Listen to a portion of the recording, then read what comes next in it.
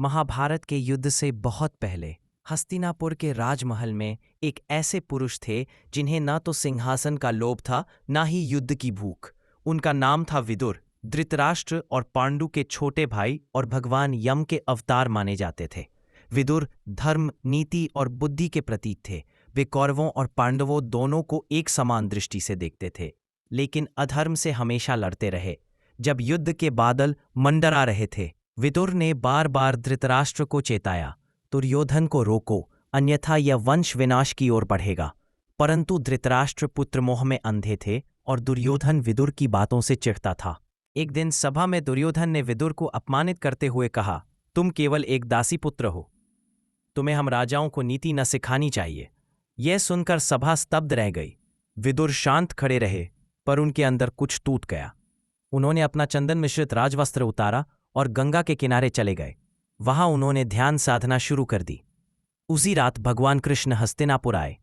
जब उन्हें विदुर के अपमान का पता चला, वे सीधे गंगा किनारे पहुंचे। विदुर ने कृष्ण को अपनी झोपड़ी में आमंत्रित किया, बस उबले हुए केले और प्रेम से। कृष्ण ने वही भोजन स्वीकार किया। उन्होंने केवल प्रेम देखा, धन नहीं। एक रात ध्यान में बैठे हुए विदुर को ज्ञान हुआ, जब धर्मराज खुद अधर्म के बीच रहते हैं तो न्याय कैसे होगा। उन्होंने क्रोध में दुर्योधन को एक मौन शाप दिया, तेरा अंत उस गदा से होगा जो तूने अधर्म के लिए उठाई है। यह बात उन्होंने किसी को नहीं बताई, पर उनकी आत्मा ने संकल्प कर लिया, अब वे इस पृथ्वी पर और अधर्म नहीं देखेंगे। कुछ वर्षों बाद महाभारत का युद्ध हुआ। भीमसेन ने दुर्योधन की जांघ तोड़ी, गदा युद्ध में, ठीक वैसे ही जैसा शाप था। जब युद्ध समाप्त हुआ और युधिष्ठिर राजा बने, तब वे विदुर से मिलने गंगा किनारे पहुंचे। लेकिन वहां उन्होंने देखा, विदुर केवल शरीर छोड़ चुके हैं। लेकिन एक चमत्कार हुआ। युधिष्ठिर को अनुभव हुआ कि विदुर की आत्मा उसके भीतर समा गई। व्यासदेव ने तब बताया, विदुर भगवान यम के अंश थे।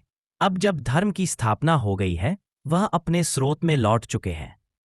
विदुर ना तो युद्ध में लड़े, ना ही महल के ऐश्वर्य में रहे, पर उनका मौन शाप, उनका गहन त्याग और कृष्ण की मित्रता, यही था उस अनोखे धर्मात्मा का बल। आज भी जब कोई बिना पद, सत्ता और क्रोध के सत्य बोलता है, वहां विदुर की आत्मा उपस्थित होती है।